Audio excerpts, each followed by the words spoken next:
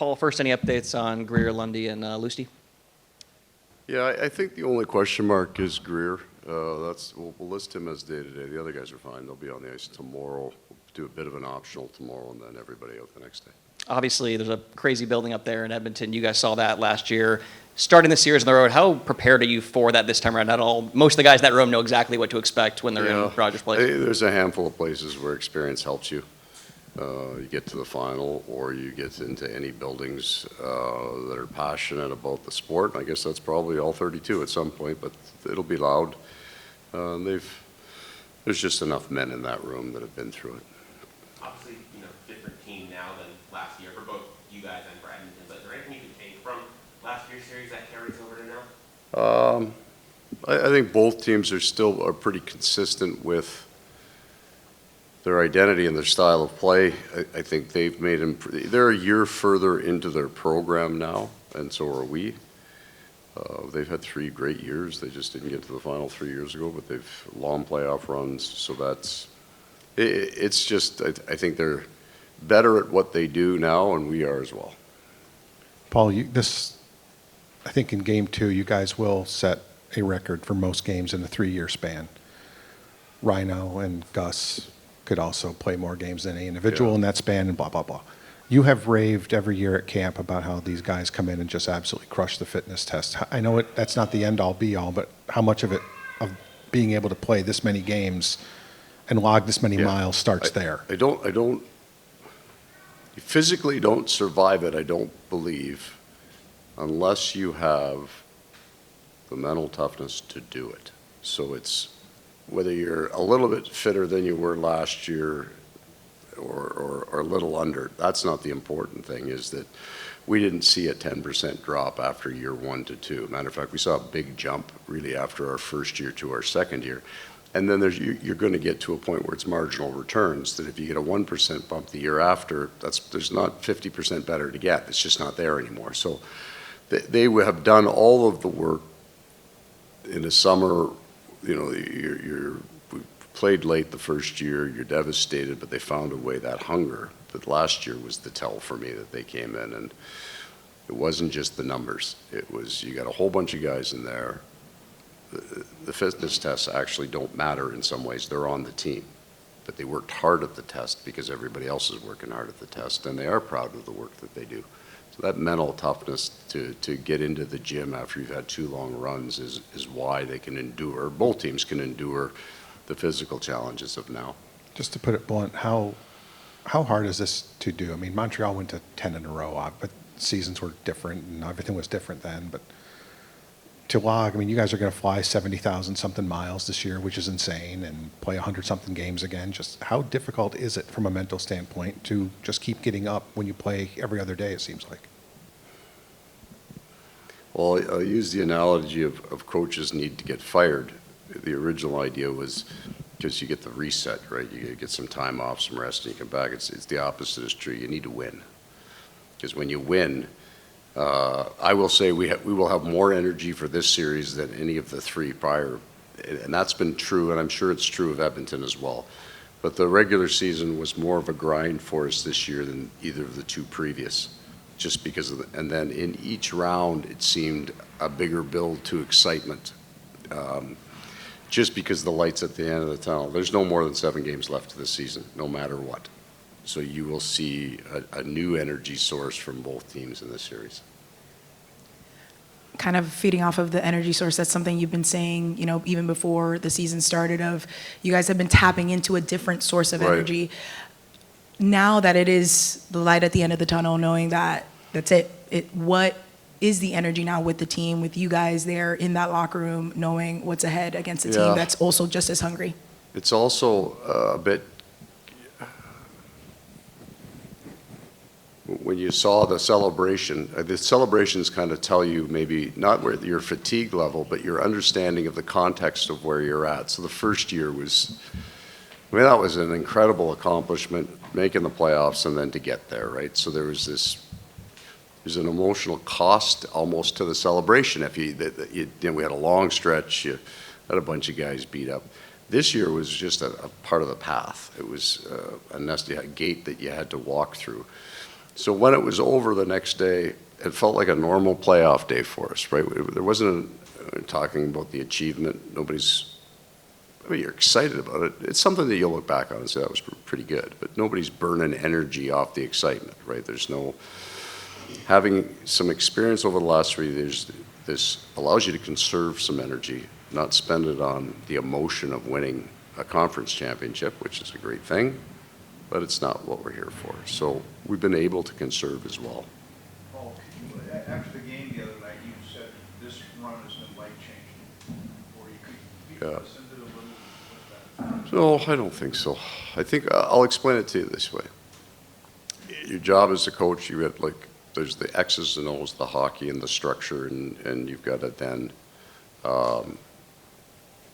that's where the accountability comes into your team. That's kind of my job. This is what we're doing. This is how hard we have to do it, and we need to see it every night. But what I was talking about is I've had a chance here to observe them and then learn from them. The way they treat each other is different than I've experienced, but not just in life, not just in hockey. So the life-changing part for me, what I meant was, it's been an honor to kind of be in that room and watch the way they treat each other and learn that you can have that as part of your day. I know this doesn't make any sense to you. They love each other, the way they treat each other, what they do for each other. That changes the way you feel coming to the rink as the head coach. Want to just do stuff for them, want to help them. It's their thing, right? I'm a bit of an observer here, bit of a season ticket holder. You know, I get to watch it and enjoy it and have fun with it. But I learned so much for them about what a pro room could be if everybody cared about each other, if they were selfless. And that's my experience with these guys. The other thing about getting over, part of it is getting... How is it that you look better than me? See that? So here's a personal experience complaint that I have. It's not a complaint, but we have to lead the league in World War II veterans. Do we not? 100-year-old ones. They're all 100. Like, we got to lead the league. Nobody has as many as we have. Say it every game. And they all look better than I do. I look up and how is that guy? 102. He looks better. He looks younger. Okay, there's my complaint. It's humbling, right? You're standing there. He's been through a war. I just go to a rink every day. He looks better than I do. Anyway, go ahead. Well, but you know what I'm talking about. You look up and go, oh, that guy looks way better than I do. Okay. Part of it is getting the material, and you've had good teams, obviously. You've had a long career. What's it like, not at the end of your career, but certainly well deep into your career, where a lot of your ideas are developed, you've learned a lot to get... Yeah, I'm not really careful, but I'm not being disrespectful to the other teams I've coached. The team here, this is the best team I've ever coached. It's not really that close. Like, it is so rare in this league that you'll have a new coach come in after a President's Trophy. Right now, you have coaches come in partway through the season because that team is underachieving their greatness, and then they make a coaching change. So you see that happen, but you rarely will see. I got gifted a 122-point team, and as I said, just shaved 30 points off in the first year with that quality of coaching. So this is the drivers, the leaders, the core of this team are elite players. We've got a good team here, and try not to mess it up. You talked about that feeling in the room, that love that they have, and how different that is sometimes than other teams. But I was just... Yeah, so that's the dangerous part of my statement, because, and that's why I don't talk about it very much, because it looks at. I've been lucky. In every team that I coached at some point, they are a great bunch of guys, so I would have thought, you know, the next team, whatever that is, whether it's Winnipeg or in Carolina or whatever, that I think all the teams are like that. They're all pretty good bunch of guys. Like, it's a great sport, right? We have a great culture in our sport. But my experience from the time I started getting off the phone was going, these guys are different. I can't explain it. So now I'm 3 years in, and I'm starting to understand it a little bit. I do not feel responsible for it. I don't. I just kind of, it's been fun to observe. But I don't like the idea, so why I don't talk about it is I don't like the idea that it's comparative. oh, these guys are just a way better bunch of guys than I had before. It's not, these guys are different. Well, so in that vein, how, you make specifically, do you see Marco creating, what are the influences in which he helps foster that? So you're looking for an example, and I'll tell you the story of a year-end meeting with one of my players. And he, for me, had gone from not having a great year to having a really good year. And I said, well, because it wasn't me. Like, I didn't come in and have this great speech and his play took off. It was just what happened. And he said, I figured out I could just be myself. I didn't have to be funnier than I am. I didn't have to go out if I didn't want to. I didn't have to be a tough guy. I could just be myself. And I think that's where it comes from. We have a really kind of diverse group of guys, lots of different personalities, lots of different styles. And they don't try to change themselves. They're all just themselves, right? And they're just, whatever their personality is, they can come to the rink and just be themselves. They don't have to pretend. So you get a really good glimpse of a man who he is, right? And then you get to know him a little better because it's actually who he is. It's not a persona, or he's not a caricature of an NHL player or a pro sports guy or a big league or whatever. You just get to meet him as who he is, and that probably affects the connections that they make. I think that is the door that either gets opened or closed. And if you're the captain and you are the big in the name of the franchise, how you interact really defines how everybody else will. He's wickedly smart on short one-liners, right? But he doesn't talk a lot. So you kind of, yeah, he's a quiet guy. Well, but he's funny as hell. And he's just kind to everybody. Right? So a version of that you would know would be Zdeno Chara. Right? I only met him briefly out at the World Cup. Got out in the ice. He asked me to pass him some pucks, which is something I never do. Like, I never do that. And passed him some pucks and said, he thanked me like 12 times. It was a really unusual interaction. And you know him, so that's exactly what I'm talking about for somebody who you spent time with. Very similar, very humble, and it's real. That what's that great line? Don't be so humble, you're not that good. Like, it's completely genuine. Oh, now that you've had several days to look at the tape, when you go back to Barkov's pass that set up the winning goal, what do you appreciate most about that play?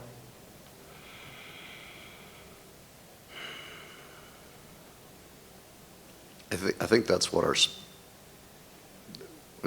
what's the great definition of our sport is grace under violence, right? That's a skill, the skill of that, a man that big, that powerful, guys are hunting them. They're not looking to, they're coming to hit. They're coming to separate people from the puck. And then you see this incredibly finessed play in an environment where everybody's trying to run everybody. That's what's awesome about that. Paul, I have a question for you. Yes, sir. Going back to what we were talking about a little bit, you've got, I haven't done the math, but 90% of your guys have won the Stanley Cup, 10 haven't, whatever that is. But how much does the 90 wanting to get the 10, that chance, kind of fuel things, and also the 10 guys not wanting to get the other guys the ring again? I think, so I heard this secondhand was told to me, Matthew Tkachuk's answer about the new guys. And it's a better answer than I can give because they're in the room, and I'm not. But we're not here without those guys. The idea that, but that part is very, very true, right? Those new guys that came in did bring the energy. And they also actually, what's interesting is toward the end, they became our identity. They were closer to our identity game than the guys that had been here for a couple of years. And they got us back in that Toronto series. So the different dynamic is when you come into our team after Vegas, you're coming in to help push them over the top. But when you come into our team this summer, you don't want to screw things up, right? And then it's switched now. There's a lot of that in the room that want it bad for those guys because those guys got us here. So there's been an equitable exchange of effort here. We've pushed so hard. You've earned the right because of what you've helped the group do, then we want it for you. But you see some of the guys that don't have that experience, maybe trying a little bit at times and then kind No. of have to get back into that. No, I think that there's a big number of them now, and I know that, those handful of guys, they're the drivers in some ways. That push, that desire is there. It's good to have that mix in your room. You don't want necessarily the entire team back the next year where everybody's reasonably well fed. You want a few hungry guys in there too, because they can push you. Paul, We're going to get back to using the mic here. Tony first, and then we'll pass over. Thank you. Paul, what were your expectations of Seth when you guys acquired him, and from where we are today, how has that changed? Is it exceeded? Is it what you expected? Yeah. No, this is the play we had hoped for. How long it would take to get, you're not sure, but the idea was we saw him. So Bill had him in Columbus.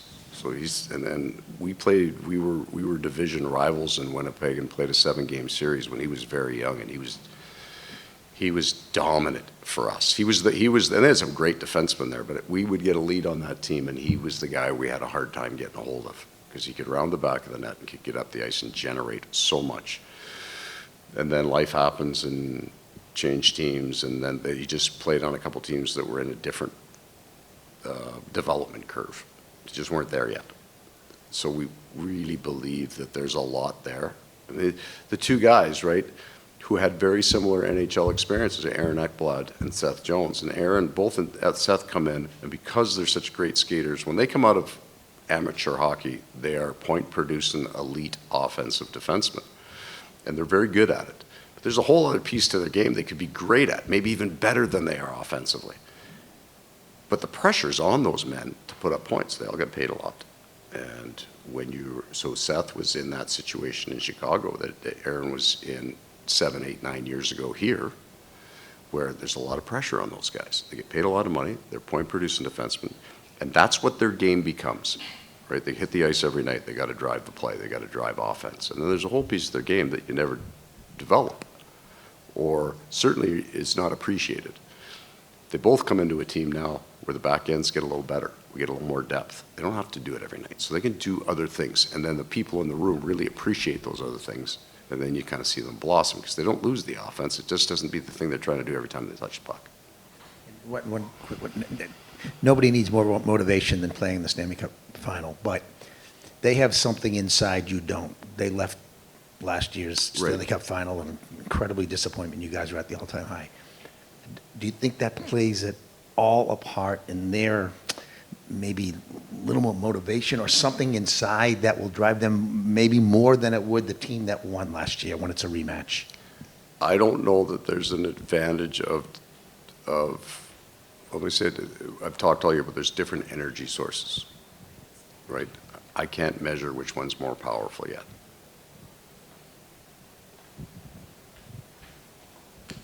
Paul, sticking with going back to Matthew Tkachuk, there was a moment after Game 5 where you ask him who should get in the team photo, and he says everybody, all the staff. Right.